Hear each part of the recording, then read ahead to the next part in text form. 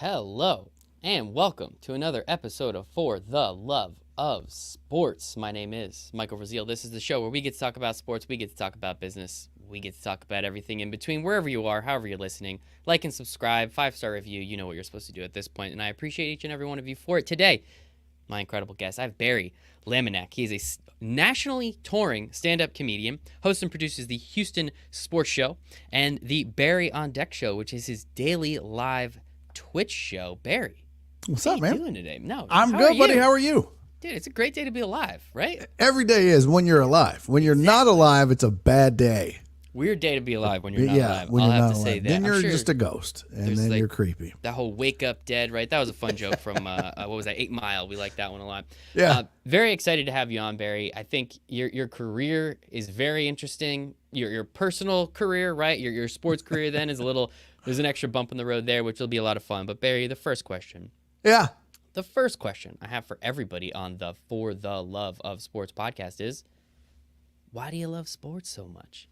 You know, it was a bond between myself and my dad at the time. And my mom was a huge sports fan, so I don't want to exclude that. But it was a family thing. And my parents got divorced when I was 6. But one of my earliest memories is of watching the Steelers play the Houston. I'm based out of Houston, grew up a Houston sports fan. But I remember watching the Pittsburgh Steelers playing the Houston Oilers and the Mike Renfro catch, no catch in the back of the end zone, 1979. I was 5 years old. And I remember watching that and losing my mind that why isn't Mike Renfro getting a touchdown for this and the Oilers going to the Super Bowl? And that was just a whole family thing. So it's always just been in my family. Both parents, huge sports fans. And so I just grew up watching sad sports because I was a Houston sports fan. So it was all sad memories until the Rockets won a championship. I was going to say the Rockets won one. Rockets outside of this last 2-year stretch, they were always in it. Obviously the Astros always in it, never won it though, right? Yeah. That's been the story of Houston sports. When you look back at some of the Love You Blue and the Run and Shoot Oilers team, same thing, always in it until Buffalo rattles off 35 in the second half, and then you lose that game, and now you're forever the laughing stock of the NFL. So. Yeah, it's not a fun fandom. It is now, well, until 2019. And then it was like, the Astros won a World Series. Now they're cheaters. So, here's the thing. I'm a Mets fan, so I have zero sympathy for any other sports fans. That's a rough existence. If my team cheated and won a World Series, I'm 100% in. Yeah, I'm down. I couldn't care less. I won the World Series. It's the most Houston thing ever, too, right? Like you finally, we as a fan base, we get two titles in the NBA, but then of course that was the 2 years Jordan wasn't around. So there's an asterisk on those 2 world championships. No football world championships, and don't let some old head Oilers fan tell you, well, they won an AFL title. Shut your mouth, old man. Those don't count. Sorry. And then the Astros go out and mess around and win a World Series. And then we find out they cheat. I'm telling you, Houston sports is cursed. Damn. Yeah. Well, at least you got a couple, I guess. That's really. At least in your lifetime, you've gotten a couple. I'm an Aggies fan, and the only title that they claimed they made up. And I didn't even go to A&M. I grew up as a fan, so that's who I've always rooted for. I'm telling you, this is a miserable sports existence. And that's why we love sports, gentlemen. Gentlemen and ladies and gentlemen. That's why we love sports, because we do this. We talk about how terrible it is, right? I'm a Mets fan. I talk about every day about how sad and depressed I am being a Mets fan, and I'm going to go and watch all 50 games this season, and I cannot wait. All 50. Nice. Wait for that. Thank you. Appreciate you catching that one. So I do want to get into your sports career, on-air personality, TV, radio at ESPN for 7 years. You climbed the mountain, up and down, the whole thing. It's been incredible. But I always like talking to people from your situation, because I always think it's really interesting. You didn't go to journalism school and then get that, that low level, that PA, at ESPN doing. And I've talked to people like that. Go to Syracuse or Northwestern. Or Northwestern. Yeah. I do like talking to people like that, because that's a very interesting story, because not everybody can do that. But I also love talking to people like you, because you went from some, as I was telling you before we got on, the job titles were boring, and they tried to make it interesting. Yeah. And you went from that to saying, you know what, screw this. I'm going to go be and do what I want to be. I love those types of stories. So I guess how does that happen, right? It's so easy to kind of like, oh yeah, like I want to be on the radio. I could talk into a mic. It's like, well, it's a little harder than you think, especially daily. What were you doing? And I guess, was there just like a FU moment to a boss? You're like, you know what? No, I'm going on. I'm I doing my wish thing. that would be way more Jerry Maguire-ish, where I Yes. grab the fish bowl and I'm like, who's with me? And then we storm out. That's not how it happened at all. So I'll go back a little bit with a short version before we get into the meat of it. But basically, I had started a website here in Houston that covered local MMA. It just covered the Houston MMA scene. And I did everything on the site. I was the photographer, the video editor, the site moderator. I mean, I did the coding on the web pages. You name it, I did it. And I, by the way, knew nothing about MMA. A buddy of mine, just a random friend of mine, was big into MMA, and he was like, there's a big market for local MMA. So we started this website, did great, got burned out and quit. Well, at the time when halfway through owning this site for 5 or 6 years, a new guy bought out my old partner, and his name was AJ Hoffman, and he happened to have a job at ESPN Radio, and he just loved MMA, so he wanted to cover it. So we became business partners and friends, and that site goes away. I'm still working in IT for Halliburton. And then one day I get laid off, and AJ and I had done MMA podcasts and all this stuff. And he's on the radio every day, drive time. And he's funny. I'm funny. And I was like, hey man, you should put me on the radio. And he was like, yeah, it don't work like that. I was like, but bro, we've done podcasts. You know, I'm funny. He was like, this is not a podcast. This is a major market radio, okay? Houston is the 6th largest media market in the country. I'm not just throwing you on the ESPN affiliate just because you think you're funny. I was like, okay, but I'm telling you. So this is what he says. He goes, all right, I'll tell you what. Every year the station does this contest called Rock the Mic. And it's just a contest where all the viewers, or the listeners, I should say, they come in and they compete. They do a head-to-head contest basically for a chance to be on the radio. Why don't you enter that and see what happens? I was like, all right, when is it? This was a Tuesday. He goes, it's Friday. I was like, oh, all right, say no more. What do I do? So he gives me the address where I'm supposed to show up at this restaurant. I have no idea what I'm doing. I just show up. They're like, talk for 1 minute about sports. I was like, what? Okay. So I just talked for a minute. I think this was at the time when Alex Rodriguez had just been suspended for steroids. So I did a 1 minute rant about A-Rod and steroids. Former Ranger, who the Astros are not a fan of, right? Yeah, former Ranger. So anyways, I started going through this contest, and I end up at the end, I'm one of the final 2. Now, I wasn't going to win the contest, by the way. And it's my buddy is on and then there's these like 4 or 5 other people that are all on shows and they vote. The only reason that I won the contest is it was me and this one guy left, and we were down to one final take, and it was going to be solo on the microphone in front of all this crowd and everything. There was a photographer in the room, and I was up first. And I was doing my spiel. What I didn't know is that behind me, so there was a photographer in front of me. Behind me, there was my competitor who was like making faces and flipping me off and doing all this mean stuff behind my back that I didn't know that the photographer was encouraging him to do. I get done with my thing. I go, now it's his turn, right? Mm-hmm. And the photographer is trying to encourage me to do these things behind his back. And I was like, nah, that's not my style. I'm not going to, be behind his back, flipping him off and doing all those crazy things. We finish, we both step up to the microphone, and they say, all right, we have a winner, and the winner is Barry. And the reason Barry wins is because you were a jerk to him behind his back. That's literally the only reason they chose me over him, was because I didn't do all that foolishness. So I really should have never won Rock the Mic.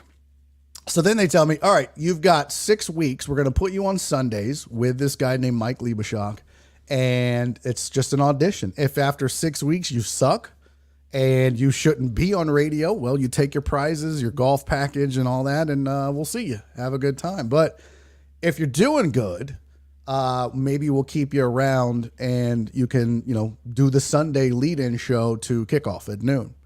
And wait, that's like a pretty big show though, right? Yeah, it was pretty cool. Like I guess they had enough faith in me. So I did 6 weeks, and 7 years later, I finally got out of radio. But I started off, I think we did the Sunday show for 4 years. I toiled on Sundays while I had a day job. And then I got laid off and from IT. And then I was, nice severance package. Shout out Halliburton.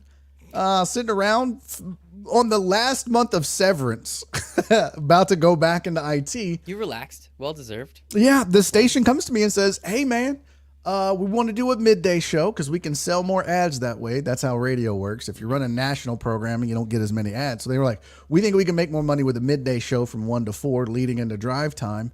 We want you to audition for it. I was like, I ain't doing nothing else. And so I did a 6-8 month audition. It was me against Travis Johnson, who was a former Houston Texan, number 1 first round draft pick for the Houston Texans. And then they already had the other guy chosen. His name was Joel Blank, and he was the director of broadcasting for the Rockets. So I was like, there's no way I'm beating a Houston Texan out in Houston, Texas for a radio spot.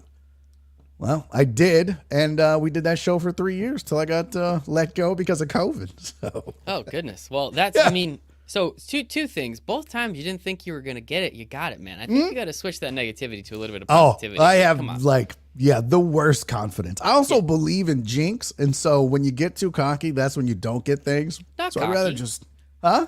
No, you're not. You don't have to be cocky. Just know your worth, man. At least be positive for me. That's all I'm asking for.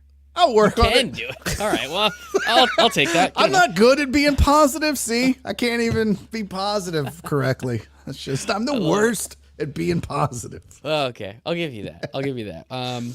Turn a negative to a positive. That's always what I like. So that's a really cool story though, right? Like, what are the chances? And like, I was going to ask, well, how are it like you, I don't think you make that much money with just a 1 hour show on a Sunday. So it sounds like you were still doing your job. So that's, I mean, that's a lot of time. That's a lot of effort, a lot of energy, but it seems like this is what you were supposed to do the whole time. So I feel like, right. It's, you practice to play the game. I'll play the games for free, but you pay me to practice. Marvin Harrison, if I'm not mistaken. Yeah. Right. Like that's kind of what it seems like it was. And then you had the opportunity to get that drive time show and then unfortunately get let go.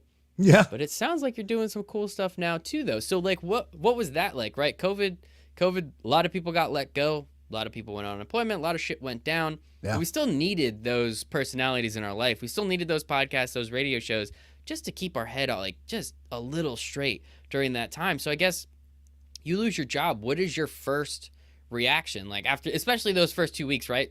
What was it? Slow the curve, stop the curve. 2 weeks, we'll be out of this, guys. Here we are. Yeah. 2 years later. So 2 years later. It what was, do you do?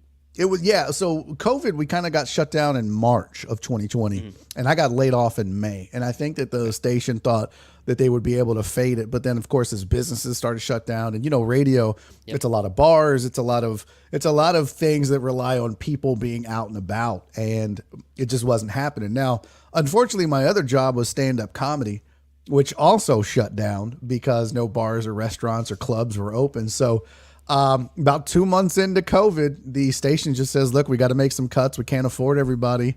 And I was one of those unlucky folks that got cut. And I remember the good news is it wasn't a performance thing. Like we were number 1 in the ratings in our time slot and for the station and in sports talk in the market. So we had a really good show I'm proud of the fact that I can say we beat all of the drive time shows in Houston from our little midday slot. So it was a lot of fun and just, they made the cuts that they did. And I remember they told me on a Monday night, they said, we'll let you do Tuesday and Wednesday, but Wednesday will be your last day, which is really unheard of in radio. You don't get to do another show when they let you go. They either really have to trust you or you snuck in studio, one of the two. But they were very cool about it because they were, it wasn't a performance thing. It wasn't they weren't dissatisfied. It was just a sad fact of COVID. So I did my final show on a Wednesday. And then really I didn't know what I was going to do. I was like, I don't have stand-up. I don't have radio. I had been doing, once COVID hit and we were kind of all locked in the house, I had started doing something I called nightly live chats. And it was where I was bored. I literally only left the house once a week. I would go grocery shopping, and a comedian buddy of mine, his name's Andy Huggins. He's 75 years old. Never wanted him to leave the house. So what I would do is I would go grocery shopping. I would grocery shop for him and me. I would drive down to Houston. I live north of Houston. So I'd drive down, drop the groceries off, come home. That was literally the only thing I was doing. And I got bored. So I was like, you know what? I'm going to start interviewing people. I'm just going to start live streaming on YouTube and Facebook and just do these interviews with different people that I know from different walks of life. I would interview my barber, my vet for my cats. I would just random people and get to know their business and talk to them. So that was all of March and April. And then I got laid off in May, and I was like, well, I don't know what to do. And a lot of the fans of my show were like, just do your own show. Do the thing you were doing, like with the nightly live chats. But you know how to do radio. You can talk sports. You know how to live stream. Do your own show, and we'll be there. And that was May of 2020, and I just did episode 434 today. Wow. So every day I go live. I treat it like radio. I'm live from 2 to 4 p.m. on Twitch, Monday through Thursday, and 11 to 1 on Fridays because I have the TV show to produce and shoot. So, but yeah, I go live every day, and I treat it like radio, and it's a lot of fun. That's lot of fun. So essentially, you just became your own boss in the easiest terms. Now, I guess I'm not gonna ask you how much money you make, but like, is this enough to sustain? I mean, obviously you've been doing for 400 episodes. Do you reach out to local businesses? Do you reach out to teams? Like, how are you able to create enough income just through doing this show? And I mean, I guess the audience must be big enough to warrant it. Well, I am fortunate, and I mean that in every sense of the word, to have such an amazing community and group of people behind me supporting me in the show. And I really had no idea. I was devastated when I lost the job in radio, but I had so much self-worth tied up in it. You know, I mean, when you start going out and getting recognized, and that becomes wow, you're like, man, I'm really doing something. This is something special. People recognize me at the gas station and eating a burger with my wife. People just come up. This is so great. And then all of a sudden it's all gone. And you're like, I realized that I had this false sense of self-worth tied into the radio. I see it now. At the time, I was just like, what am I going to do? I was also, I talked about this on my last show and on my live chat, but it was also very embarrassing, if I'm being honest. It was, I could see that, yeah. It was, you go from being a public figure that people recognize and know, and then you get let go, and I was embarrassed. I was like, how am I going to explain to people, you know, like, this is embarrassing. So, but man, I just had so many wonderful people rally around me and be like, start your own show. And I mean, for the first several months before people really started going back to work, I would get a couple hundred people watching the show live for 2 hours, which is great, you know, and I would get thousands of views on these shows. And YouTube has a way where when you're monetized, they can send what's called a super chat. And so people would, you know, it's like on Twitch, they call them bits, but it's just a way of, it's almost like tipping your bartender. It's just like tipping. It's basically a tip. And I would get super chats, and people subscribe to a Patreon. I created a Patreon account that gives people certain access to certain things. And between all of that and some local sponsors, man, I started carving out a little show and a living. And that's awesome.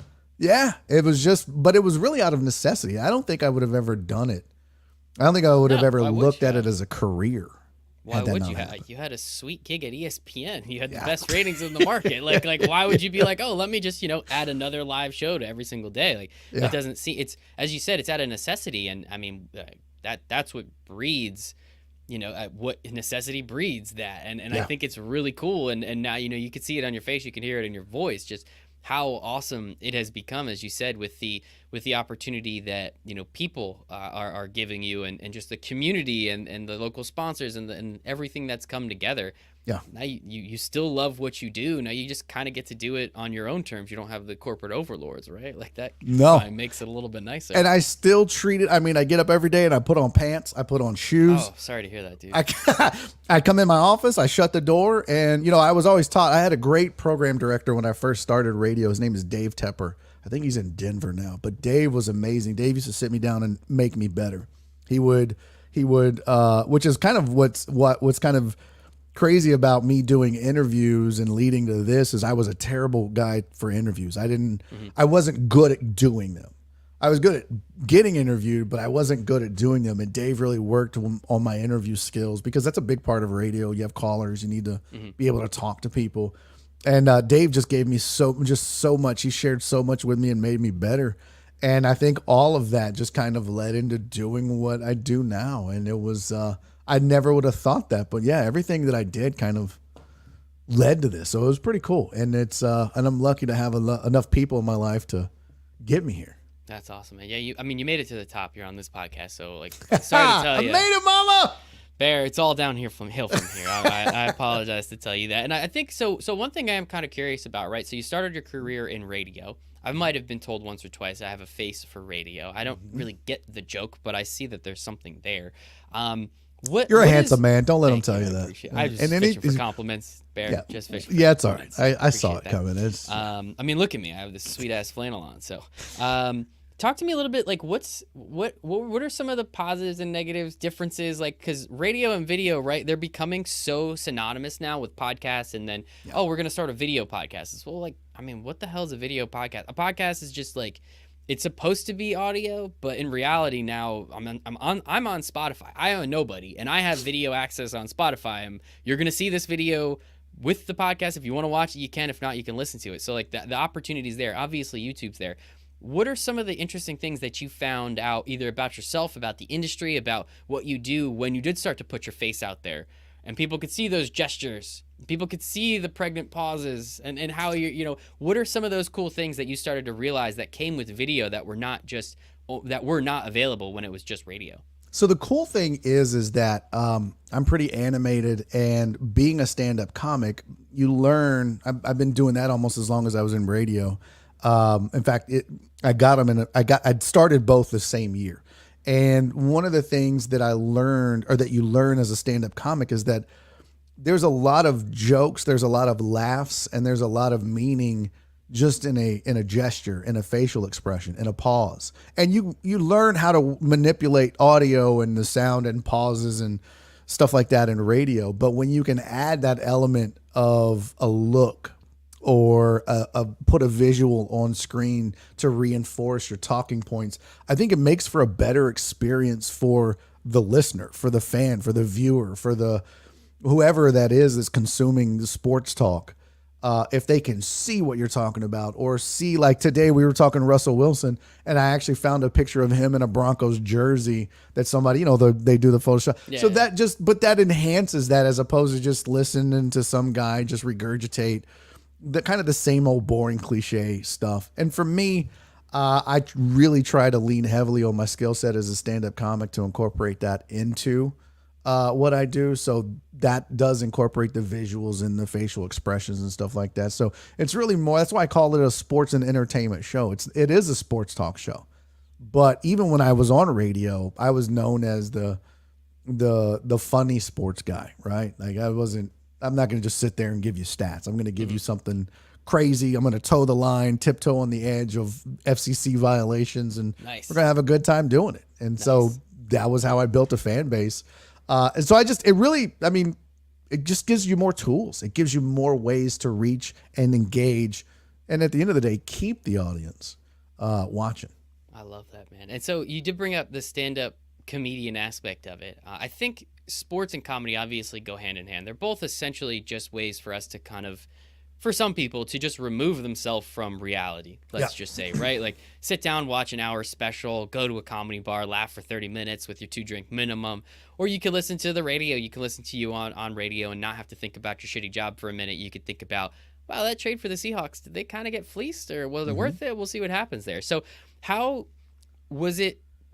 I guess, where does the stand-up comedy come from? And was it always an idea to kind of lump the two of them in together because it's such an easy way to get people to laugh and still have fun with something that they love doing anyway? I had always wanted to be a stand-up comedian from the time I was 8 years old. I didn't always want to be in radio. I didn't always want to, do what I'm doing, but I always wanted to be a stand-up comedian from, as like I said, 8 years old. And I remember watching Bill Cosby's special called Himself. And that's when I knew that's what I wanted to do. And I didn't really pursue it until I was 38. So I waited a really long time to get into the business. And again, I was laid off. It was in a moment where I was in between jobs with nothing to do. And I was like, you know what, I'm going to try this.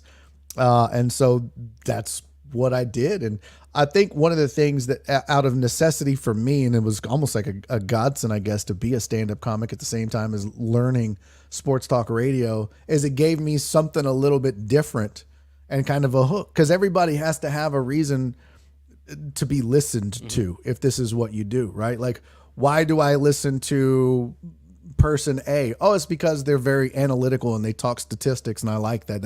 I'm into the stats. Or this person is really good at X's and O's, or you know what I mean? Like, and for me, mine was and I was always very honest with my audience. I'm not going to come in and break down X's and O's unless I really know the specifics of that play or that game or whatever. But I'm not going to fake it like a lot of these guys do in radio. And there are a ton of people in the business that read somebody else's takes or get somebody else's information and then regurgitate that, and it's not their own. And I'm 100% authentic. I may not be the smartest guy in sports, but everything I say and everything I do is mine. And you don't have to worry about it being fake or ripped off or regurgitated.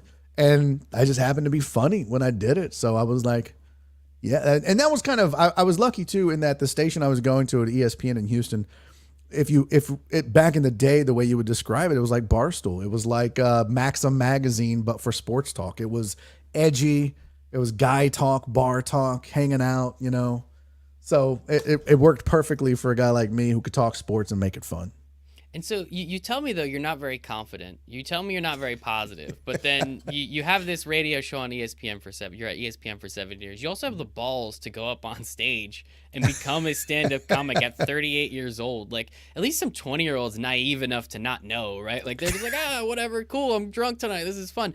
Like, what did that take to actually get up on stage? Like, how do you even know? Like, are you a long story guy? Are you like a funny quips guy? Are you roasting the audience guy? Like, how do you even just decide, like, I want to do stand-up comedy, and I guess we'll just try it out tonight? Like, what was that first night like? And then I guess kind of flesh out the rest for me. Yeah, you know, like I said, I had always wanted to do it, and I had always kind of performed. I did plays in junior high and high school. My mom owned a bar, and I was the DJ there for a while, and I would get up and do these. Do you remember like lip sync shows, right? Where they would lip sync a song, and I would dress up as the character and I would lip sync. And I mean, I was never afraid of a microphone, and I was never afraid of being in front of a crowd. Never. And so the scary part was, are they going to think I'm funny? But it wasn't a matter of stage fright or anything like that. No, don't get me wrong. My very first time ever on stage, I was a nervous wreck. But it was just one of those things where this is what I've always wanted to do in my life. And I had never figured out or even really taken the time to figure out how to do it. And whether it was, you know, a guardian angel or the muse or whatever telling me it was my time and this is how you do it, I just was like, all right, this is what I've always wanted to do. So this is what I'm going to do. I'm going to try it and see how it goes. And, I was fortunate enough to get really good advice really early from some friends of mine and that were comics, and just kept doing it and stayed with it and got pretty good at it, I guess. Hey man, you're still doing it, right? I mean, even if it's like, I don't get paid to do this. I don't know if I'm very good at all, but I have fun, so I don't really care. I'm gonna keep doing it. Dude, if you keep that attitude, that's really, at the end of the day, it shines through. Once you start like, oh my God, I got to get paid for this. what am I going to do? That's when the authenticity is gone. I mean, you see it in radio, you see it in streaming, you see it in podcasts, you see it in comedy. You know, if you can hang on to that one reason why you do it, for the love of it, you'll always enjoy it, no matter what. This guy right here, absolutely incredible. So have you reached out to Joe Rogan? Have you tried to get on the podcast? I just assume all comedians try and do that. It's just assumption. Funny story about Joe Rogan. I have had an interaction. He's in Texas now. Just drive up. We all know he lives in Austin. I'm not that guy, dude. I'm the worst. In fact, the only reason you and I are talking is because somebody was like, you gotta do, like, I have people on my show all the time. When I first started, in fact, I had never done a solo show. So I was like, I don't know if I can fill 2 hours of talking by myself. So what I did is I would do an hour of sports talk by myself, and then I would have a guest for an hour. And that was how I started doing my shows, because that's what I had been doing at night, was interviews. So I knew I could do that part. So I was just winging a solo show. And then the more comfortable I got, the more I was just like, whatever. But I've always been the guy where I'm not a good networker, right? And somebody told me, they were like, you have all these people on your show and you introduce them to your audience and your community, and you know, they benefit from it. You should do other people's shows. I was like, I guess. But I'm just not good. I'm not a good networker. But The one time that I had an encounter with Joe Rogan was back when I owned the MMA website. This was like yeah. This was like 2010, 2011. And we were just doing some marketing stuff, and I designed a shirt. And the shirt, remember the wristbands, the What Would Jesus Do wristbands? Yeah. So I put Joe Rogan's face on a shirt, and it had WWJRD. And it said, what would Joe Rogan do? And it was just marketing, we didn't make a lot of money, but it was just marketing. So I don't know if it was me or my business partner, but one of us let Joe Rogan know we were making these shirts. We're like, hey, Joe, look, we've got these shirts and we want to send you one. And he was like, he responds to my message. I guess it was me. He responds to my message and he goes, bro, you can't use my face on your shirts and make money off of them without my permission. I was like, oh yeah, I didn't really think about that. Or? Yeah, he was like, I was like, well, I'm not asking you to pay for it. He goes, no, but you're making money every time you sell one. You're making money using my face, and you stole someone's wristband idea. I was like, oh my God, I'm the worst. I just thought it was clever marketing. Yep. He was like, no, you can't do that. And I was like, you're right, Joe Rogan. I'm sorry. And he goes, this is what he says. He goes, it's cool, man. Look, you don't have to stop doing it. Just do me a favor, all right? Half of that money is mine. So whatever y'all sell, take half of it and donate it to charity. No shit. That's awesome. That's pretty cool, right? That's pretty I was like, all right, that's pretty cool. And we didn't. We kept all the money. But it was, I'm just kidding. Right. We totally donated it. But that's that was the one interaction I had. I was like, all right, Joe Rogan's a pretty cool dude. That's pretty cool. And then he was out here trying to cure COVID on his own, But hey, man, to each his own. We all got our things. You should just like hit reply all of that email. I don't know, just like, hey man, me again. Just wanted to know. I'm a touring comedian. I don't know. You want me to come on the Joe, show? remember when I stole your face and made like $10 a shirt off of it? No, but actually a guy who was a UFC fighter now, his name's Mike the Truth Jackson. He still has one. He tagged me on it on Instagram the other day. I was like, holy shit, I forgot all about these shirts and this story. So yeah, Mike the Truth Jackson, he was wearing it the other day. Oh no. Now you're on mute here. Professional, ladies and gentlemen. This professional. Let's see. Can I just click? Nope. Can I unmute? Oh. How about now? No, wait. Now I hear me.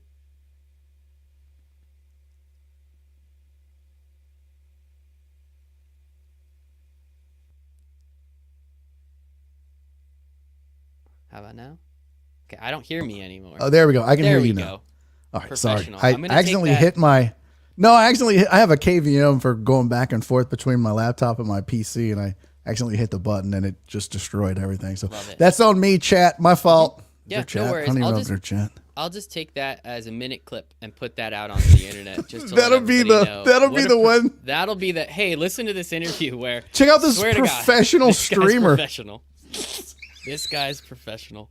Professional streamer, that kind of has a ring to it. Is that cool? Really say 20 years ago, if someone said, Barry, you're going to be a professional streamer. I would have like, what kind of nerd ass dork kind of stupid living is that? When I first started, I was on YouTube.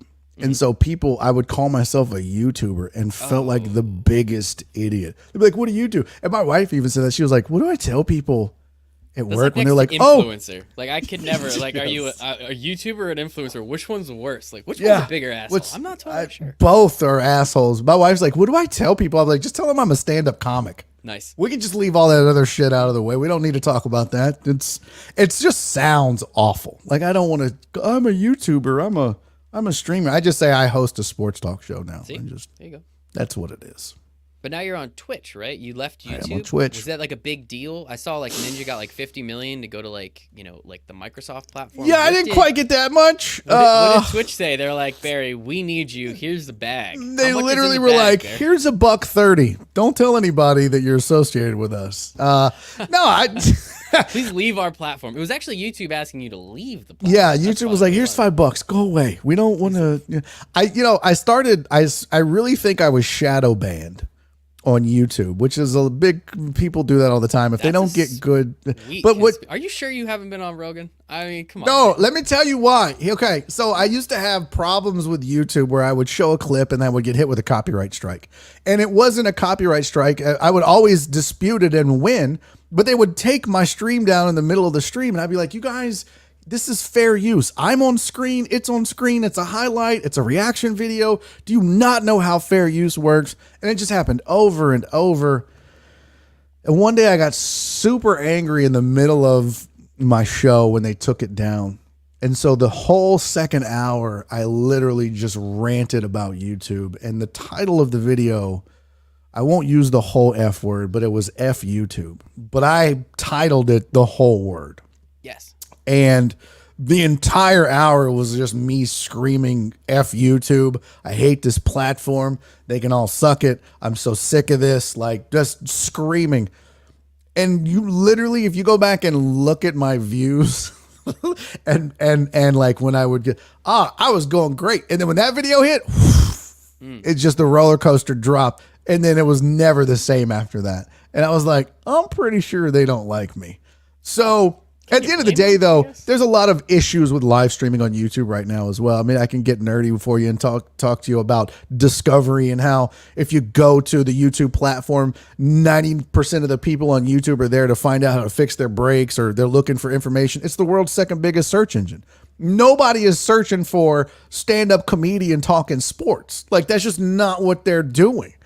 And so when they're on YouTube, if they are looking for live content, it's buried. Like I couldn't find my own show while I was live on YouTube looking for my own show. It was an experiment I did. I was like, all right, let's just see how easy it is. Cause I had no growth. I wasn't growing at all on YouTube for like a year. I was like, well, I should be like, I'm not a great marketer. That's not what I do, but I feel like I should be growing a little bit just by sheer attrition, right? Just month over month, you'd add a few people. So I was like, let's go one day live. I was like, let me just see if I can find me. And I literally could not find my own show unless I knew the name of the channel.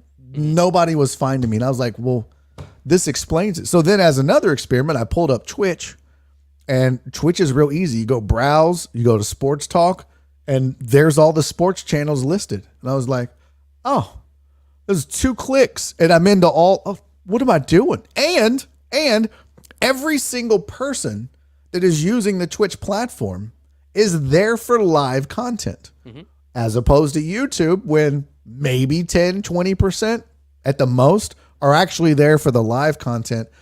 Almost everybody else is there for VODs, video on demands, uploads. And I was like, well, I can still upload, but if I'm going to be live and what I do is live content, I should be on a platform whose sole purpose for being around is live content. So it was a risk. I was nervous, but at the end of the day, it made more sense. And my numbers are already better now than they were for the entire last half of the year on YouTube.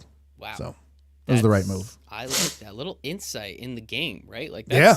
And again, you've only been doing this for 2 years, less than 2 years now. So it's kind of cool that you're still kind of figuring out and discovering what you need to do and how you need to do it. And yeah, I mean, this show is live. I mostly get most of the views on LinkedIn because it is a business show, right? That's kind of the way I like to push it. And LinkedIn loves pushing their live content. Do they? I still think I'm in that kind of like the algorithm just really wants to keep pushing live content. So the numbers are normally pretty good. That's great. From what I see. But there's really, I feel like I don't know. I feel like there's no reason for me to be on Twitch. I've tried it. Don't get too many people interested. YouTube, at least, like there is the whole, you could search someone's name. I've interviewed some cool people, so if they search the name, I actually do start to rank pretty high in some of those things. That's where I kind of get some of that stuff. So I don't know. We're just 2 guys. It's figuring out the right platform. If this is a business-oriented show, it makes a lot of sense that you would go live on LinkedIn as opposed to Twitch. In Twitch, you do just chatting, but you have to, in Twitch, you have to choose, do you want to be just chatting where there's a lot more people, but do you want to do sports? Is this a business? Yeah, I could see that totally. It makes a ton of sense. And that's what I learned was like, what do I do and what platform would make the most sense? Because for a while I was doing it on YouTube, and then I was like, well, let me try Facebook, and that was a disaster. Nobody watched when I was live on Facebook, and so but I think it's a lot about experimenting, right? It's a lot about it unless you just knock it out of the park on your first try. You're never you always are going to be trying something new until you hit. And that's what this business is. Podcasts, streams, YouTube channels, like all that stuff is just experimenting until something really works. So it sounds like you then take the video and throw it up on YouTube anyway for the video on demand. Do you take that audio and push it to any type of podcast platform to allow people? Because again, you're a radio guy. You got to give those people what they want too, right? Yeah, in fact, I had a lot of my fans who found me on radio and listened on radio were like, dude, I'm a truck driver. I can't be watching Twitch when I'm driving around. Not a good I was idea. like, oh, good point. Or they, at the time it was like, I can't be watching YouTube. So I actually looked into and found a live streaming platform that's just audio. And it actually also happens to be my podcasting platform. So I'm on Podbean and they have a live audio app. And it's why I chose to go with them. I was like, I wasn't podcasting my show at first. And I don't really know why. I think it was just, I'm not a podcast. I am a live sports talk show. That's what I do. It was stupid because so many people were like, bro, if you could get more ears on your show, why wouldn't you do it? I was like, I don't really know. I'm just being stubborn. So I found a platform that offered both live show format, live audio, and the ability to podcast. So yeah, Barry on Deck is a live audio only stream. It's a live on Twitch video audio stream. And after each show, I upload it to Podbean, which then puts it on Apple, iTunes, Google Play, Spotify, Pandora, and every other podcast platform out there. So I don't know why I was so stubborn about it at the time. But it makes a ton of sense now. Yeah, it does. When you kind of just like lay it out like that, it really is like maybe I should and take advantage of that. What's crazy is I'll have 5, 6, 7 people at any one time listening on Podbean. But then when I'm done, it'll show 20, 25 people bouncing in and out, which is exactly how radio is. No one sits down and listens to a radio show for 2 to 3 hours. Usually they're in and out. They get in the car. They drive for 30 minutes. They're done. That was their experience with your show. This is also why ratings are done every 15 minutes, because most of the time, 11 minutes of radio is the show, and then 3 to 4 minutes is commercials. So you do ads or you do ratings in 15-minute blocks. So that's kind of what you can expect out of shows like this. You'll see numbers fluctuate during a live stream. But at the end of the day, when you add it all up, I can say, all right, I had 75 people watch live on Twitch. I had 25 people total listen live. I had 35 downloads of the podcast for the episode. I uploaded this clip to YouTube. So, you just start to realize, oh, this is just all about getting as many eyes and ears on it as possible. And you're doing a great darn job. You're doing a great darn job at that, Barry. Barry Laminack. Yeah. Also, shout out Diet Coke for sponsoring the podcast. Yeah, sorry, I have a horrible Diet Coke habit. Well, at least honesty is the first step. Barry, you obviously just told us about the show one more time. We didn't even get to your Houston sports show. I'm sorry, man. That's okay. Dang, I guess we'll have to have you on again. I had such a good time. Happy to come back. Where can we find you online? Where can we interact with you? Where can we check out the show? You did it once, but do it to me again. Then I'm going to put all the notes in all that in the show notes so everyone can just click and go. But one last time, sure. Barry, where can I find you? So all my stand-up stuff and all my general stuff is under Barry is Funny. BARRY is Funny. Cool. But the show itself also has its own social media, which is Barry on Deck. So whatever platform you're on, whether it's from YouTube to Twitch to Twitter to Instagram, all that, I usually have 2 accounts. One is my stand-up, which is Barry is Funny. The other is my sports talk, which is Barry on Deck. Love Pretty it. easy. Super easy. So I'll make sure a lot of that stuff. Do you have a website? Maybe that kind of. I do. Both the same. BarryIsFunny.com, BarryOnDeck.com. It's all about branding. You got a consistent message. Yes. Very easy. Very understanding. Yeah. Barry, this has been absolutely fantastic. Sincerely appreciate it. Look forward to listening to the show, checking out some of the stuff. Maybe can I call in? I guess I would just chat. Absolutely. We need to have you on. Yeah. We'll do the network thing for sure. I'll bring you on. I usually have guests on Wednesdays for about 30 minutes now. Sure. So we'll do we'll figure out a good time to do a sports business crossover segment. I and I'll just bring won't you tell in. my work that I'm going on a radio show for 30 minutes. There you Well, go. I mean, I can still answer emails. It's not that big a deal. But sincerely, Barry, this has been absolutely fantastic. Thank you to everybody listening. The only thing we don't get more of is time, so I appreciate each and every one of you giving me some of yours. But other than that, I hope everybody has just a wonderful rest of the day. Bye, everybody.